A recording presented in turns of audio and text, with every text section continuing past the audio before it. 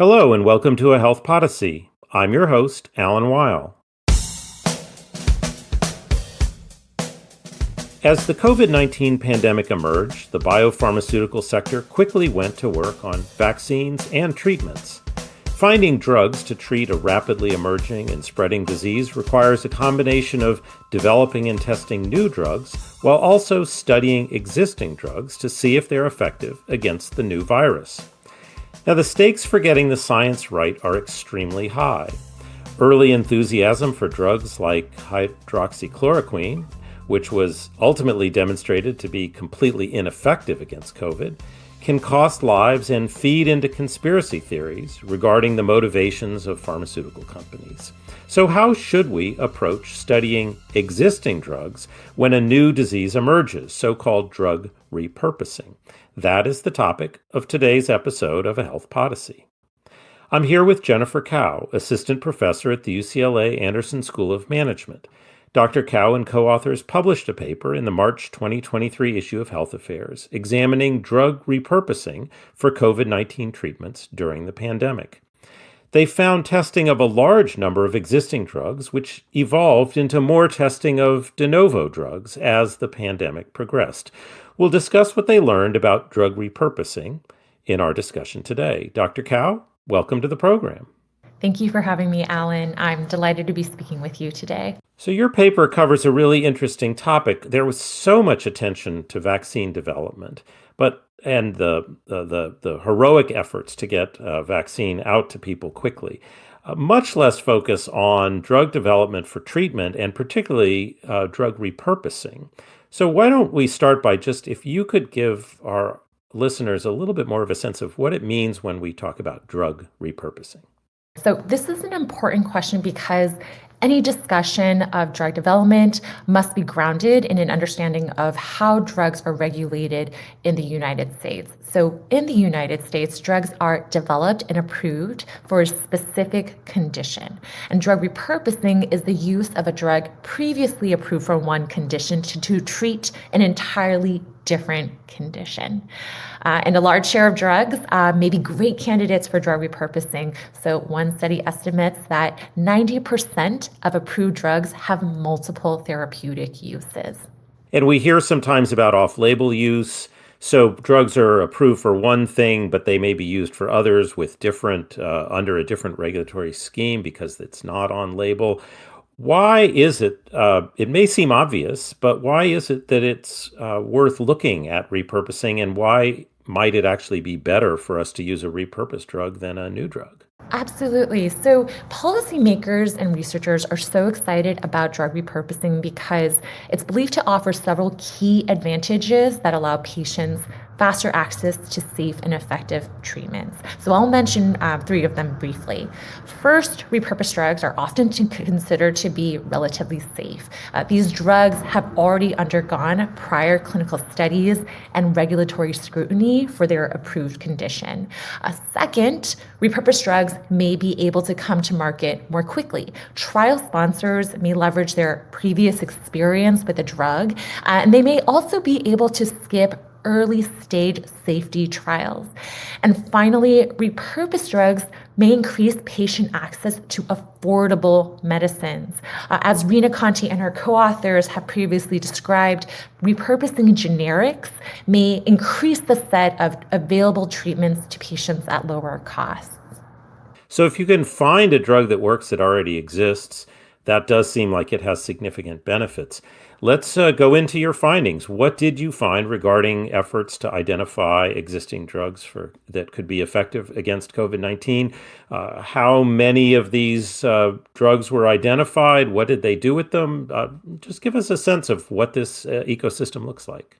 So luckily for us as researchers in the U.S., trial sponsors must register their clinical trials in a publicly available trial registry. And so using the data from this trial registry, we find that over a 2-year period, there were around 485 clinical trials testing treatments for COVID-19. And of these, 44% tested at least one repurposed drug. There's a lot of activity going on. And let's just be clear, When you say you're starting a trial here, you mentioned earlier, when it's a repurposed drug, some of the regulatory hurdles have already been overcome. And so you can sort of move into the field and say, let's figure out if this is going to work. Talk to me, if you could, about what these drugs were. What were folks looking for when they were considering repurposing? So typically, we found that the repurposed drugs were actually originally approved for a wide range of diseases. The repurposed drugs in our data set were most commonly originally approved for infectious diseases or musculoskeletal issues. So one example is dexamethasone, which is an anti-inflammatory agent that was first approved in 1958 to treat rheumatoid arthritis. Now, at the time of our study, dexamethasone had been tested in 9 trials for COVID-19.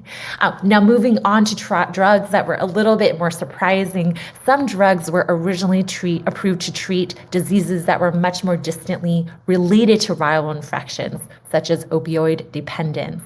An example of that might be naltrexone, which was first approved in 1984 to treat opioid dependence. And during the pandemic, naltrexone has been investigated for its ability to reduce fatigue and pain in individuals with COVID-19. So the idea here is that folks are looking for drugs that treat something related to the symptoms that we see associated with this emerging disease. And, you don't know if you don't try. So they're out there testing these out. You mentioned sort of the timing here. Can you say a little bit more about sort of speed to trial for the repurposed drugs relative to the de novo ones? When we look at the timing of these repurposing trials, we find that repurposing was a really important complement to de novo drug development. So in the first half of 2020, 2/3 of COVID-19 trials were testing repurposing drugs. However, as the pandemic progressed, the tide of research efforts really turned to de novo drug development. Between the third quarter of 2020 to the end of 2021, the share of trials testing at least one repurposing drug fell to 30%. And this trend is really consistent with the idea that in contexts where the rapid development of treatments is necessary, as it was in the pandemic, trial sponsors may first turn to repurposed drugs because they're likely to be a little bit more safe and have these shorter clinical development times. So you're describing sort of an ecosystem here of urgency and what can you do quickly? You can take drugs off the shelf that have already passed a safety profile, already have indications. You see if they'll work. In the meantime, you're trying to develop new drugs that might be effective, but that takes a little longer. And those then begin to dominate, particularly because it seems in the end, none of the repurposed drugs ever ended up showing as much a positive effect for people with COVID as the new ones. Is that right? Absolutely. And so this really raises a policy implication of this work, which is when we think about drug repurposing policies more broadly and the value of drug repurposing, we really need to make sure that we have policies that help balance that trade-off between moving quickly and also maintaining high scientific standards.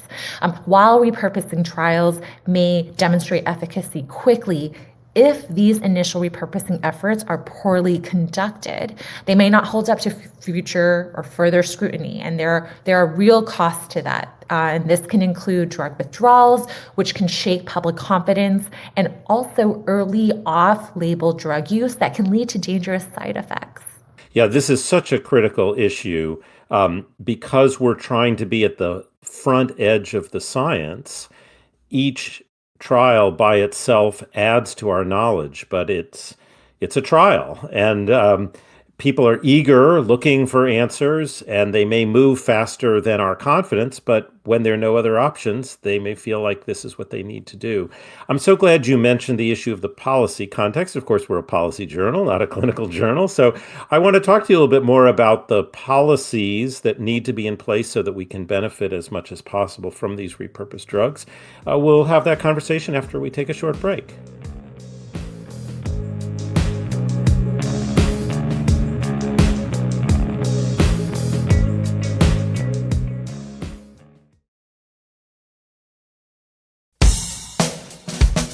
And we're back. I'm speaking with Dr. Jennifer Kao about drug repurposing during the COVID-19 pandemic. Before the break, we learned a lot about how many of these drugs were tried out and how it evolved from looking at repurposed drugs to newer drugs. But as we entered the break, we started discussing the policy environment. And before we get into some of the policy issues, I think it would be useful if you talked about one of the findings in the study that we haven't covered yet, which is about who's sponsoring these trials.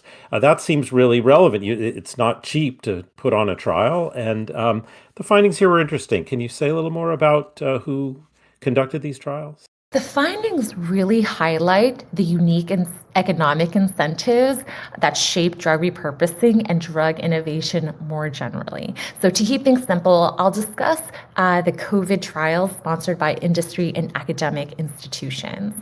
When we first look at de novo trials or trials testing new drugs, we find that industry sponsored 60% of these trials, whereas academia sponsored just 13%.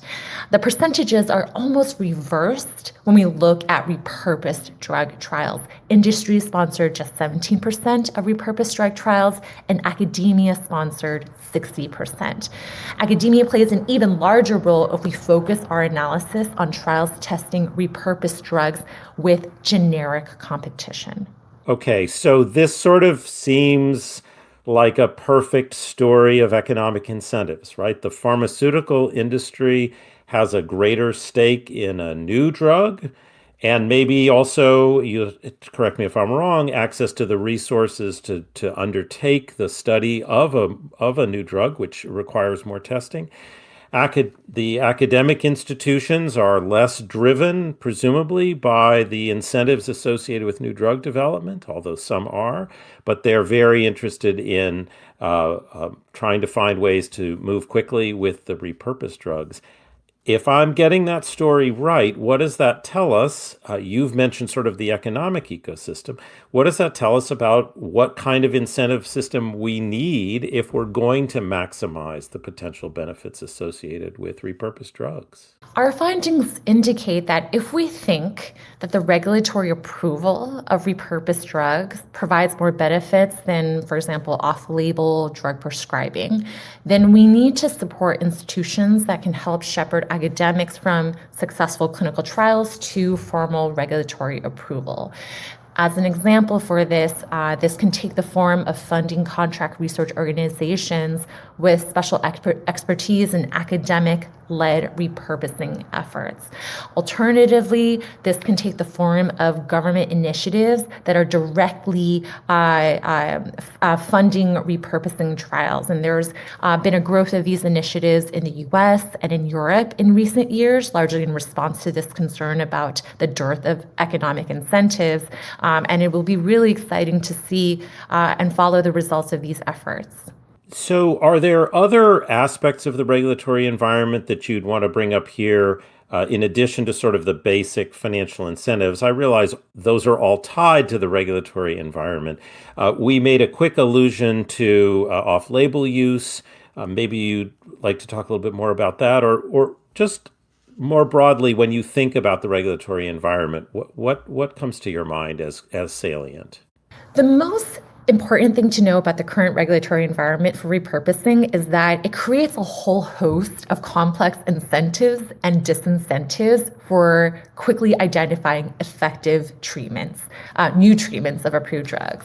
So we mentioned the incentives already, for example, earlier, being able to skip early stage clinical trials. And in addition to that, one incentive might be that if a manufacturer attains an additional approval for the new condition, the manufacturer will be able to legally promote the use of that drug for that condition. At the same time, the regulatory environment creates a bunch of disincentives for firms to invest in high quality repurposing trials to support regulatory approval. For example, off-label drug use or the use of a drug to treat a condition that is different from what it's approved for is legal and widespread. And while off-label drug use may certainly allow patients faster access to new treatments, there are certainly potentially limitations and costs. And as researchers and policymakers, we are still really working to understand the overall benefits and costs of the current regulatory environment. It's a really complex issue, but that's what makes it so interesting to investigate. Yeah, which brings me to a question. You're in a school of management, which is not the place that many of our authors sit on for their academic positions. And I wonder if that affects sort of the types of questions you ask. So as I read this study, various questions come to my mind, but when you think about the next out of the work you've done here, what questions it raises for you that you could imagine going in deeper or studying for your next topic, I wonder if you could say a little bit about where it leads you. Absolutely. So my background in policy and my current position within a business school context very much informs my work. I always think about, does the research that I'm doing speak to both types of audiences? And I'm also very excited and motivated by the fact that healthcare innovation is very much influenced by regulation, and healthcare innovation is also very much driven in many respects by the private sector. Understanding the interactions between regulation and firm decision-making is really important for thinking about how we might design policies that can ultimately lead to better healthcare outcomes. And when I think about my future research, I'm really excited to really get a better understanding of the role that drug repurposing can play, because if done correctly, there are really a lot of economic benefits, healthcare benefits to be had. Well, that's so interesting, because really at the end of reading your paper, you come away with this sense that the incentives for the private sector to pursue drug repurposing are probably inadequate. I realize that there are lots of trade-offs here, but given the differences that you saw between who initiated the trials for repurposed relative to de novo drugs, it certainly suggests that there's something to look at here. And given the high cost of drug development and discovery, anything we can do to bring those costs down seems worthwhile. And yet we also have to be really cautious here, because early results, I realize not all drug repurposing will occur in the context of a pandemic, but early results really can be very hard to take back. That can lead to very negative consequences as well. So we're balancing some very thorny public policy and public health issues here. I guess that's why there will be no shortage of things for you to study in the future. Absolutely. And we really found that given the pandemic, there were a lot of really interesting questions to be studied within that context. And one of the features of the pandemic is to really understand to what extent can drug repurposing really step up in a situation where there is this huge demand for effective treatments fairly quickly. And so understanding the trajectory of the response has been really informative for thinking about the role of drug repurposing, particularly in relation to de novo drug development. Well, Dr. Kao, thank you so much for the research you've done here, the contribution to our understanding of drug development, and for being my guest today on A Health Podyssey. Thank you so much. It was a real pleasure. Thanks for listening. If you enjoyed today's episode, I hope you'll tell a friend about A Health Podyssey.